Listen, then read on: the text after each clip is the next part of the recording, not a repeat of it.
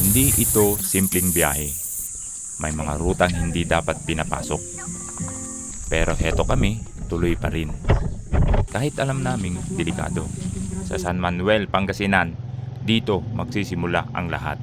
Sa isang tahimik na munting tindahan, parang walang alam ang mundo sa gagawin namin lakad. Mainit na panahon, kalsadang tahimik. Ang direksyon namin, isa sa bundok sa Itogon, Benguet. Pero hindi ito normal na akyat. Backdoor ang napili naming daan. Mas madilim, mas mapanganib, at hindi sigurado.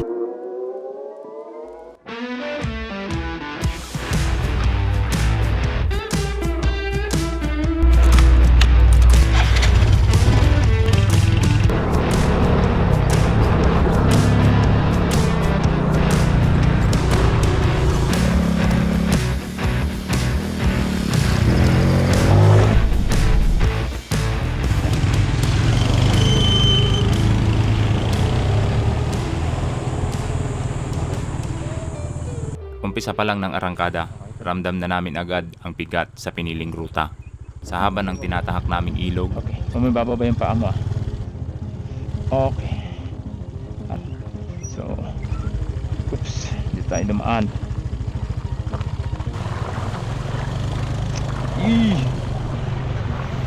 Hindi, basa pa mo? Malalaking bato. Walang kasiguraduhan kung saan ito matatapos. Ang lala naman ng mga batong to. Sobrang lalaki. Oops, parang mas maganda duman sa kabila. Bakit ba tayo dito dumadaan? Pwede naman sa kabila. Oop, ayan. Yun, oh. Naku, parang pares din lang. At sa puntong to, sunod-sunod na ang paglusong namin sa iba't ibang parte ng ilog. Lalim kaya to? Doon sa gilid. Gilid tayo dumaan. Wag dito, malalim dito. Doon sa gilid. Yan. Basta dyan tayo mag-umpisa sa gilid na yan. Basta doon part na yun, lelef ako ng konti pag nandun na ako. Okay, let's go. Go. Oh, huwag mo ibababa yung paa mo. Dito, liliko tayo dito. Nice. Walang pahinga, walang atrasan, tuloy lang kahit hindi na sigurado. Ito na naman tayo, meron na namang isa. Okay, dito na tayo. Kaya to. Let's go. Oop. Woo. Come on. Uy. Oh. Yan, sapatos ko basa. Okay. Okay, kinaya, hindi ko binabayan pa ako pero basa. Dahil malalim nga naman. Pero pa. Mahaba pala dito. Bawat tawid, lalim, agos, at mga batong handang magpahinto sa bawat pagkakamali. Parang may sinusubok sa amin. Pagtagulan di kaya. No. Come on, dude. Yes! Woo! Grabe. Hindi ko binabayan pa ako pero basang basa. Tuloy-tuloy lang at paulit-ulit kaming tumatawid sa agos ng tubig. Di kami sigurado kung ilan pa ang kasunod, parang walang katapusan. Kaya nga. So dito tayo sa gilid dadaan. Huwag doon kasi malakas yung current. Medyo, tsaka malaki yung bato doon. So dito tayo. May mga parte na medyo malalim, sapat na para kabahan. Kailangan kong ibaba yung paa ko dito. Pero kinakaya naman. Dahil wala kaming choice, kundi ituloy. Sige, dahan-dahan na lang. Okay. Oh, lalim. Lalim. Gagi. Putik yan. Ang lalim, boy. Ang lalim. Oh, ang lalim, putik. No? Basa ang paa. Okay. Another one. Marami to. Maraming ganito. Okay. Okay.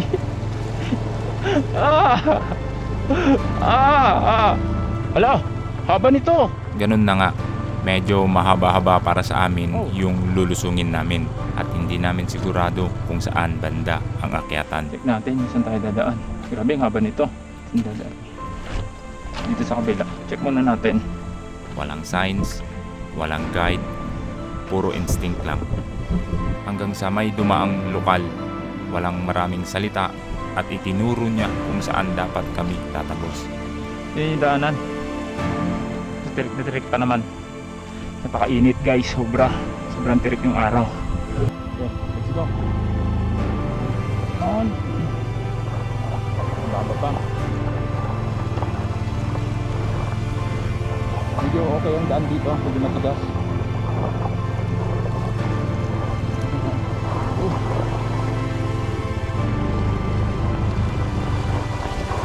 Alalim. Alalim.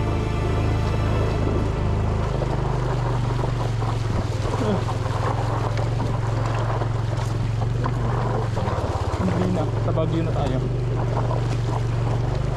Ala, grabe.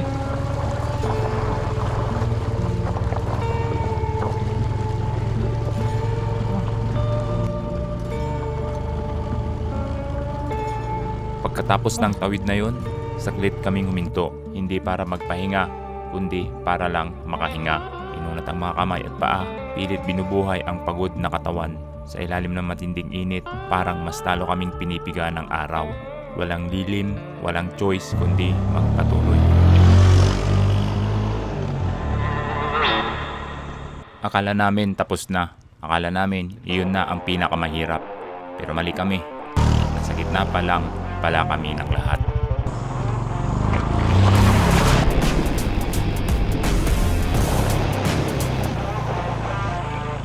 Kaya minabuti muna naming huminto. Hindi dahil tapos na, kundi dahil kailangan pa naming magpatuloy. Sa gilid ng ilog, tahimik lang kaming nakaupo. Kumain. Kain muna kami ng kutsinta. Medyo basang-basa na ako. Basang-basa na kami dahil matataas yung mga tubig. Bawat subo parang pahinga na rin namin. Tahimik ang paligid, pinapakiramdaman ang katawan kung kaya pa ba.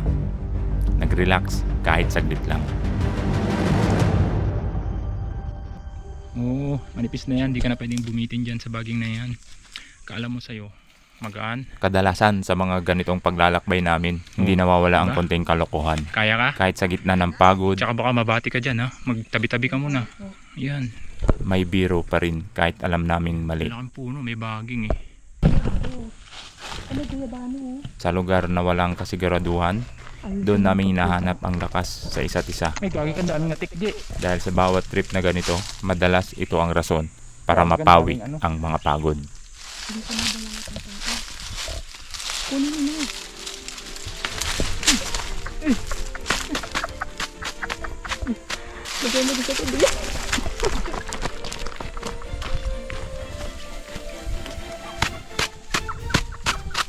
Tama. May mga itlog pa ngayon. Dalawa yung daanan, hindi natin alam kung saan. Sa puntong to, malinaw na naligaw kami. Ay, iba yung dinaanan natin. Hindi na namin alam ang tamang daan Sa kabila. dahil walang signal, walang mapa, puro hula ang galaw. Medyo naliligaw na tayo ah. Paket na.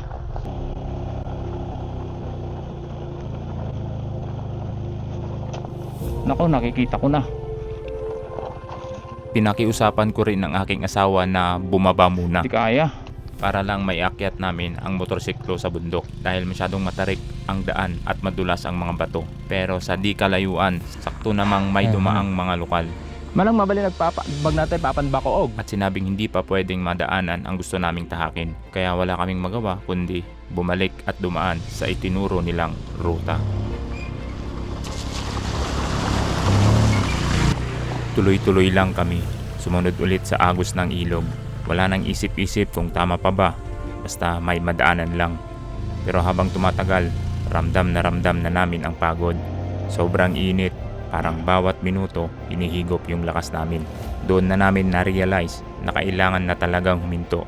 Pahingaan ata to eh. Buti na lang may nadaanan kaming maliit na kubo. Walang tao, pero sapat na para makasilong. Doon muna kami naupo. Tahimik lang. Uminom ng tubig para mapakalma ang paghinga. Sandaling pahinga lang pero malaking tulong. Dahil alam namin na mahaba-haba pa ang tatahakin namin. Ito sementado na to. Tama, dito na nagbago ang daan. Mula ilog, naging konkreto na. At sa unang tingin, akala namin okay na. Idol! Pero mali kami. Panibagong struggle na naman pala. Sa unang akyat pa lang, ramdam na agad ang bigat. Hindi lang basta matarik ang daan, napakahaba pa. Bawat piga ng throttle, hirap. Parang ayaw umakyat ng motor. At habang tumatagal, mas humahaba ang daan. Hindi ko pa nga pwedeng lumiko.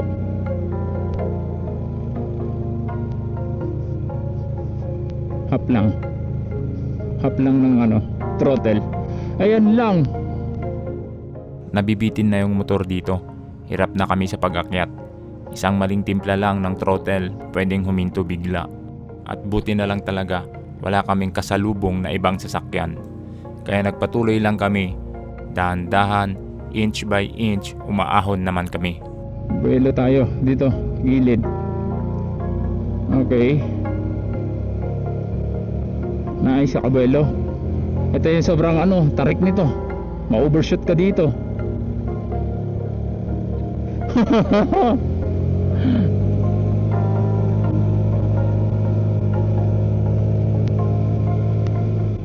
Grabe, habang nagpagka-prepare ko dun naku, pataas pa rin. Kailangan mo isayaw-sayaw ito ng konti. Buti na lang sementado yung daanan dito. Grabe. Ayun, nakabuelo.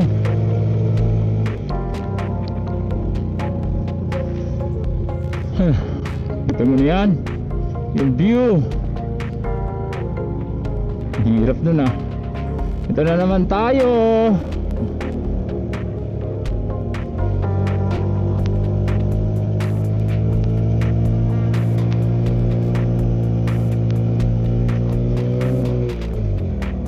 Shucks. Oh! Hindi nakabuelo. Pero may mga part talagang sobrang hirap. Di na kayang umakyat ng motor.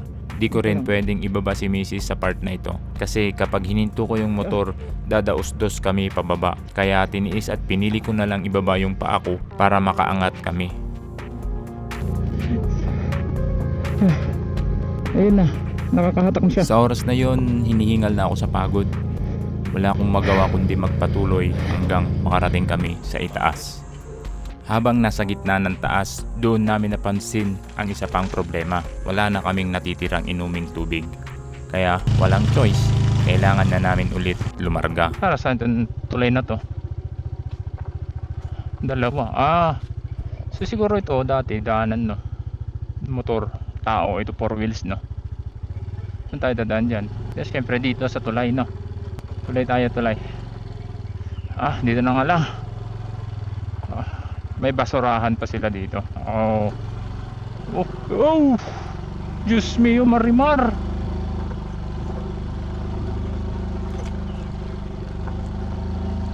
Eto na nga, ang kawawa yung motor dito. Kasi nga nalalakang bato to.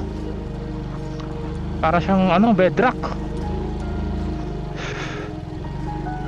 Cobblestone lang siya pero lalaking bato, tatama yung doon pag mababa yung ground clearance mo. Bangin na dyan sa kanan natin na naman. Pero maluwang naman yung daanan. Yan naman yung maganda. Malamig na dito pero maaraw naglalaban yung lamig tsaka ang araw. Saan yung tindahan? Kalaunan ay nakarating kami sa isang maliit na community dito sa bundok. Ang tindahan Ito. Di na kami nag-aksaya ng oras. Diretso tanong agad kung ito. nasaan ang tindahan. Pagdating sa tindahan, agad kaming bumili ng maiinom. Pabiling tubig na malamig. Katapos nun, hindi na kami nagtagal. Umalis agad, dala ang konting lakas na nabawi. Ganda ng mga view. Wow. Habang umaandar, unti-unting nagbukas ang paligid. Ganda. Sunod-sunod ang mga tanawin ng bundok. Nakakabighani. Hindi man madali ang dinaanan, pero sulit naman ang bawat tanaw. Ito lalagyan ng tubig kasi yun hindi mo yung basa yung bakad nila yan Yung problema naman natin ngayon ay gasolina. Hanggang sa makarating kami sa kabilang community. Doon naman naghanap kami ng gasolina. May ang daming tao. Sana may mabili tayong gasolina dito. Madama da gasolina yun, tay. Simpleng refill lang pero malaking tulong para magpatuloy. Dahil sa rutang to, bawat patak ng gasolina ay mahalaga. I-slide sila. Uy, kasjay! Ah! Break nila yung tsinelas sa kamay. Wow! Uy! Daan-daan! Ganda, no? Anong halaman yan? Hindi ko alam. Ngayon lang ako nakakita ng ganito. Pako na malaki. At sa sandaling ito ay napadaan kami sa isang viewpoint na walang pangalan. Medyo malamig na talaga ang hangin sa part na ito at napakagandang pagmasdan ang mga kabundukan. Pero di rin kami nagtagal at dumiretso na kami para lang matagos ang bundok na ito. Ko lang kung dito yung tamang daanan. Meron din sa kabila eh. Pero sa mapa naman sabi niya dito, uy, may wasak na puno. Makakadaan kaya tayo dyan? Makakadaan kaya tayo? Meron din naman dito eh. Tara, bukan natin. Putol. Ay, fresh to oh. Kanina lang to oh. No? Kasi basa. Tabi-tabi po. Oh. Anong bahay to? Pine tree. Oh, sarap. Ano?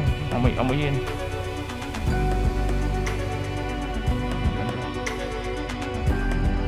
Babalin magdata ba, manong? Babalin. Ay, hanggang makadalan. Sa kasamang palad, hindi pwedeng madaanan yung tinatahak namin. Di pa baba. Ay, sige ron. Salamat. Kaya napilitan kaming bumalik. Sinunod namin ang itinuro ng lokal. Wala nang ibang opsyon. Hanggang sa makarating kami sa unang pagkakataon sa isang napakalaking minahan. Isang open pit sa gitna ng bundok. Sobrang lawak, sobrang lalim. Habang pinagmamasdan, iba yung pakiramdam. Parang ang liit mo sa harap ng lugar na to. Subalit hindi pa kami pwedeng dumaan. Ayon sa karatula, 3 PM pa pwedeng pumasok. Kaya wala kaming choice kundi maghintay. Minabuti muna namin kumain. Tahimik lang habang pinagmamasdan ng paligid. Pinapakalma ang sarili habang iniisip ang mga dinaanan namin. Mula ilog, bato, init, hanggang sa maling liko. Ay, ba yung dinaanan natin? Bahagi ng biyahe na hindi namin makakalimutan. At nagtanong naman tayo, pwede daw dumaan. At dito na-realize namin, hindi lahat ng destinasyon mahalaga, kundi kasama din ang bawat hirap na dinaanan. Grabe.